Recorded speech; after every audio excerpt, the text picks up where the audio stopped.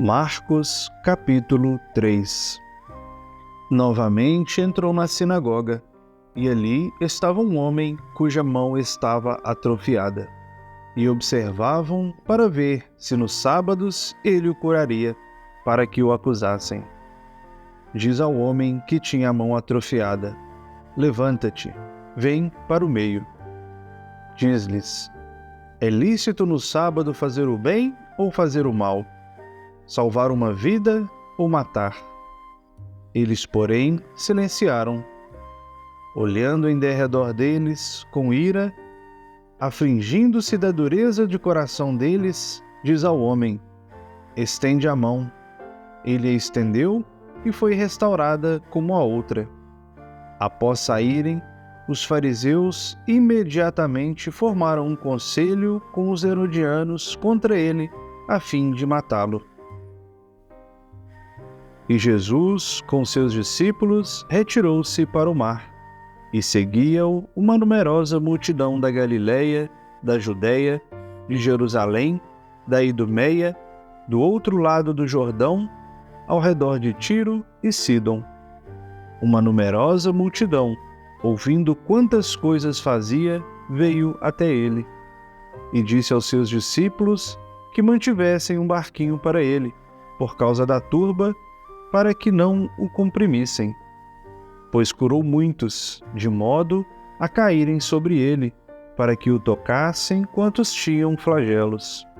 E os espíritos impuros, assim que o contemplavam, precipitavam sobre ele e gritavam, dizendo: Tu és o Filho de Deus. E advertiu-os muito, para que não tornassem público. Sobe ao monte e chama a si os que com ele queria. Eles foram até ele. Fez 12, os quais nomeou apóstolos, para que estivessem com ele e para que os enviasse a proclamar e ter autoridade sobre expulsar daimones. Fez os 12, a Simão sobrepôs o nome Pedro, Tiago, filho de Zebedeu, e João, irmão de Tiago, aos quais sobrepôs o nome Boanerges, que significa filhos do trovão, André e Filipe, Bartolomeu e Mateus, Tomé e Tiago, filho de Alfeu, Tadeu e Simão, o cananeu, e Judas Iscariote, que o entregou. Vai para casa e novamente a turba acompanha, de modo a não poderem nem comer pão. Os seus parentes saíram para detê-lo, pois dizia que estava fora de si. Os escribas que desceram de Jerusalém diziam que tem Beelzebul, e que, em nome do chefe dos daimones, expulsa os daimones. Convocando-os, dizia-lhes em parábolas: como pode Satanás expulsar Satanás? Se o reino estiver dividido contra si mesmo, não pode permanecer de pé aquele reino. Se uma casa estiver dividida contra si mesma, não poderá permanecer de pé aquela casa. Se Satanás se levantou contra si mesmo e está dividido, não pode permanecer de pé, mas tem fim.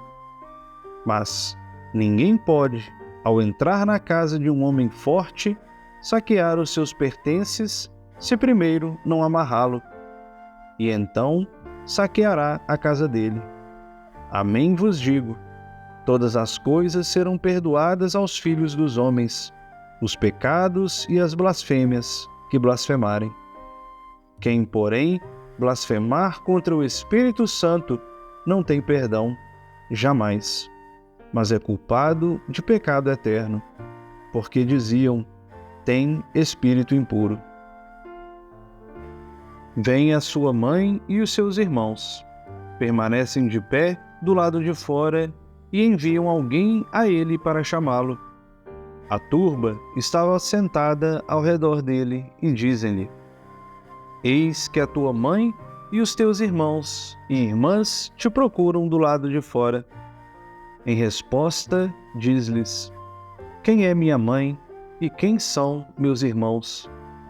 E olhando ao redor os que estavam assentados em círculo em torno dele, diz: Eis a minha mãe e os meus irmãos, pois quem fizer a vontade de Deus, esse é meu irmão e irmã e mãe.